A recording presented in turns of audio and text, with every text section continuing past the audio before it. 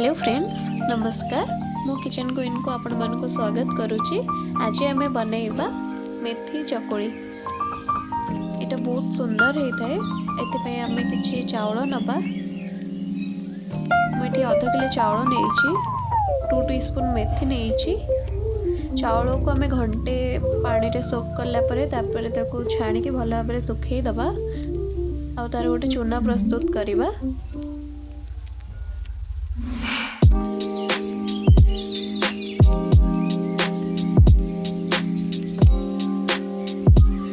किसी हांडी रे पानी गरम करवा गोटे ग्लास। ये आंटी मत हेल्प करुँच बनइबारे। किसी ठंडा पानी रे चूना को गोलई दबा, चूनाटा जमती बिंडी न हो।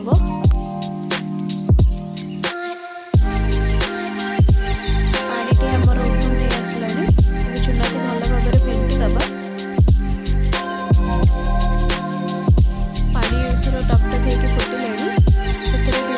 चूनाटा को देके आम लगातार गोलई चलवा जिमिटी चूनाटा तले न बसी जाए।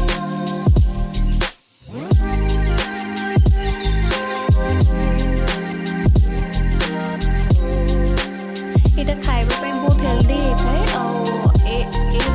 भाव में करने द्वारा आमर बुढ़ा बुढ़ी मैंने समस्ते खाई पारे, वयस्क व्यक्ति मैंने खाई पारे, छोट छुआ भी खाई पारे। यहाँ बहुत ही सॉफ्ट होता है।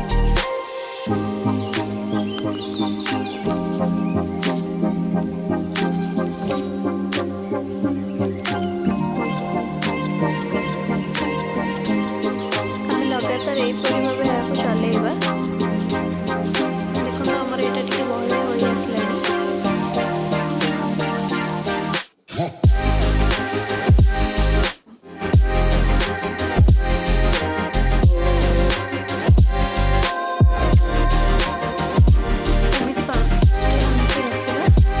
मेथी नहीं बाटी देवा भल भाव।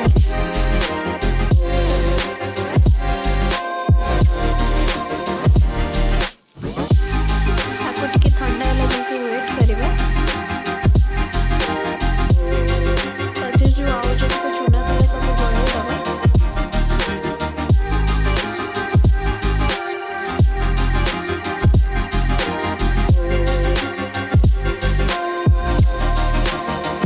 मेथी जो बाटी किसी मेथी दे दबा।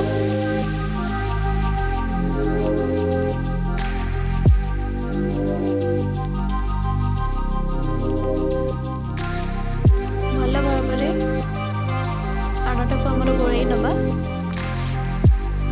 आम यहाँ गोटे राति रखी गोटे तावा बसइबा।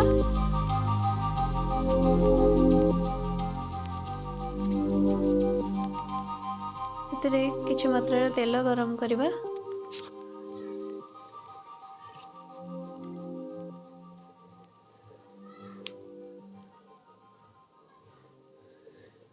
तेलटी आमर ताती आसलानी।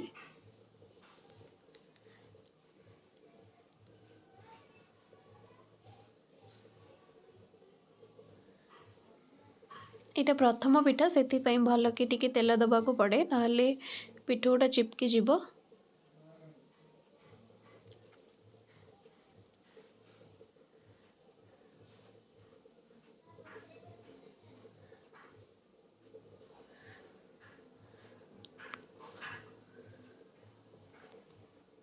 यहाँ आमर सेकेंड पिठा बनाऊे आपन को देखेवाई।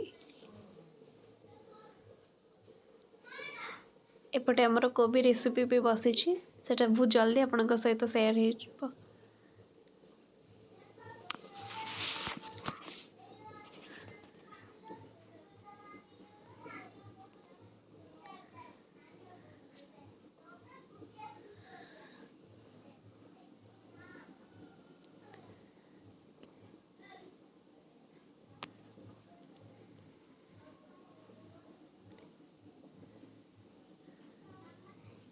पिठाटी हो आसलानी। आपको आम धीरे धीरे करके लेउटेवा को चेष्टा करवा। तरतर हेले पिठाटी आमर भांगी जीव, कारण ये बहुत ही सॉफ्ट होता है।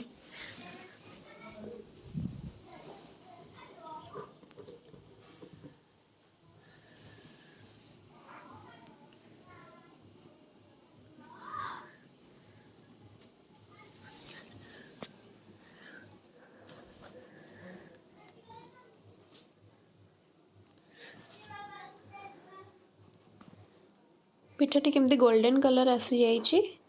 ବାସ୍ ଆମ ପିଠା ପ୍ରସ୍ତୁତ ହେଇଗଲା। ଖାଆନ୍ତୁ, ପିଅନ୍ତୁ, ସୁସ୍ଥ ରୁହନ୍ତୁ। ଏଥିରେ ବିରିର କୌଣସି ବି ପ୍ରକାର ଆବଶ୍ୟକତା ନାହିଁ। ପିଠା ରେଡ଼ି ହେଇଗଲା।